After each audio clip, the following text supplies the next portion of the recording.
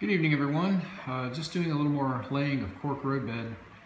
You can see down the straight here on the left side of the peninsula, I've got the cork connected now up here to the radius inside curve on the peninsula. I have done both main lines down the back straight, as I'll call it.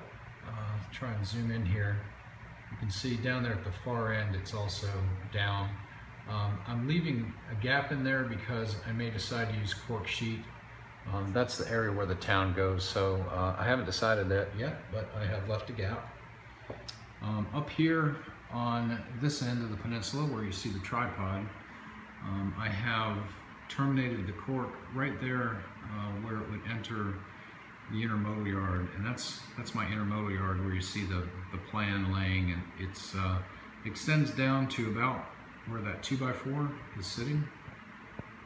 So probably it's at least 8 feet long. The two main lines are drawn in there. I don't know if you can see those. I guess you can. You can see the center lines for those.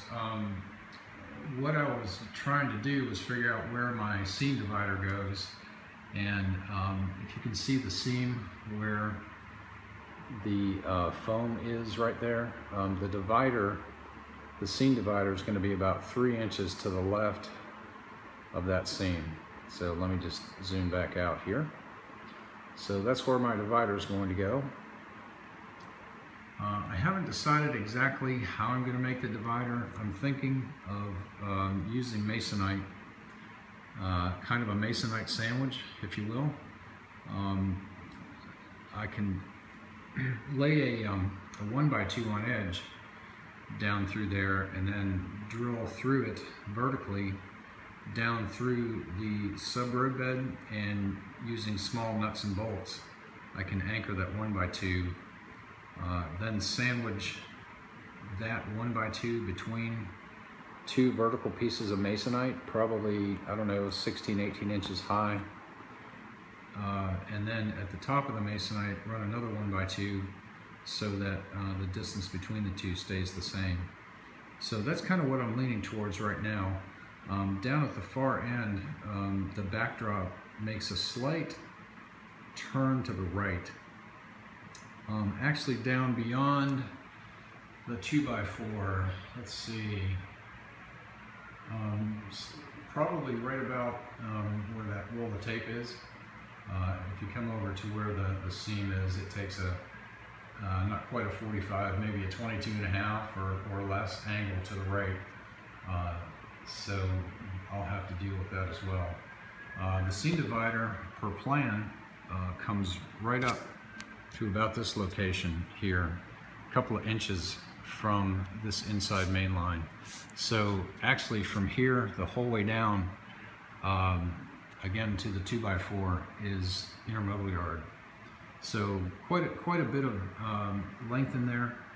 The track, there's an unloading facility for auto racks, which goes approximately where the tripod is, and then between the edge of the seam divider and the second intermodal track, there's space to stack trailers and such in there.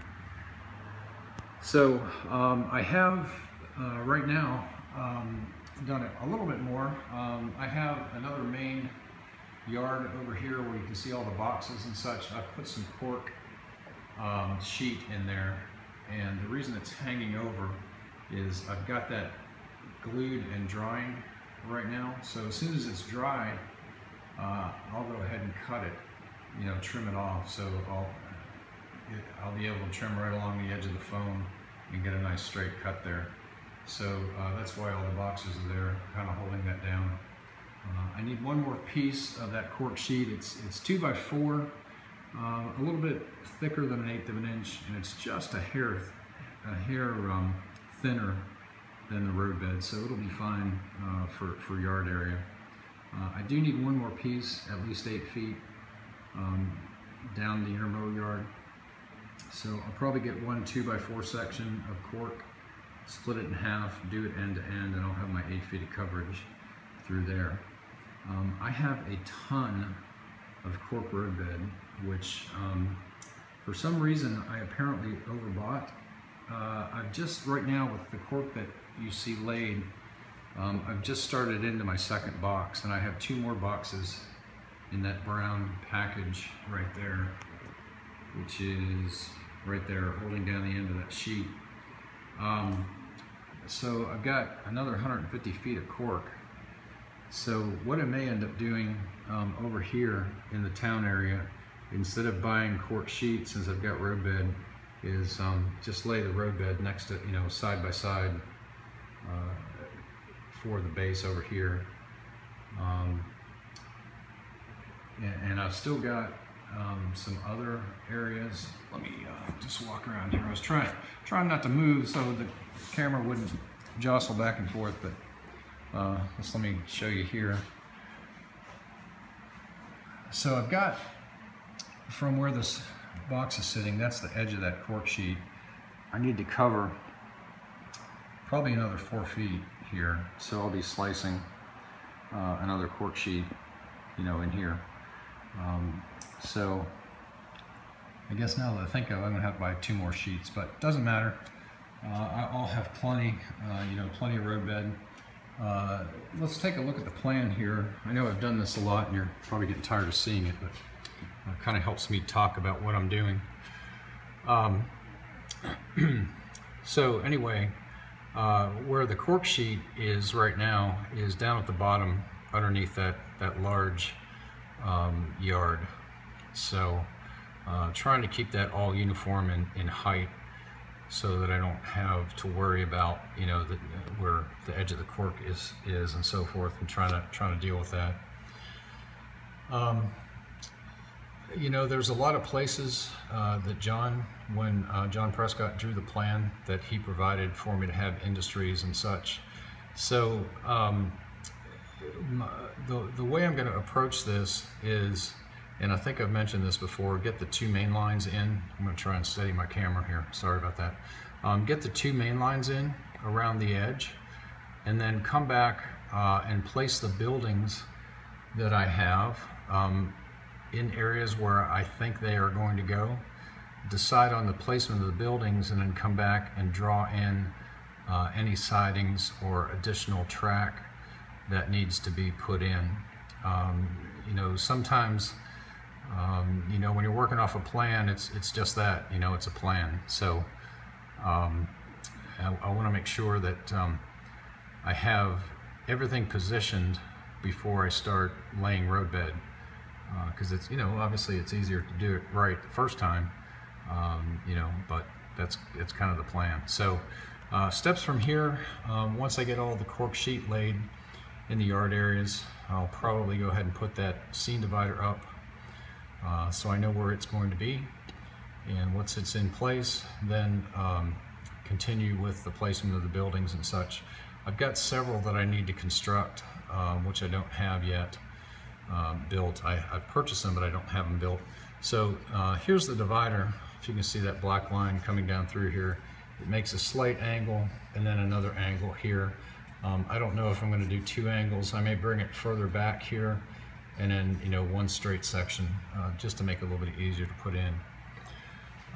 So that being said, as far as tonight goes, I'm pretty well finished. I've got 4 boxes of T-pins in play here, so everything is still drying. The glue that I'm using, again, is just cheap old white glue. It takes about 24 hours to fully cure, so a lot longer than 30 minutes that you might expect with Elmer's and such.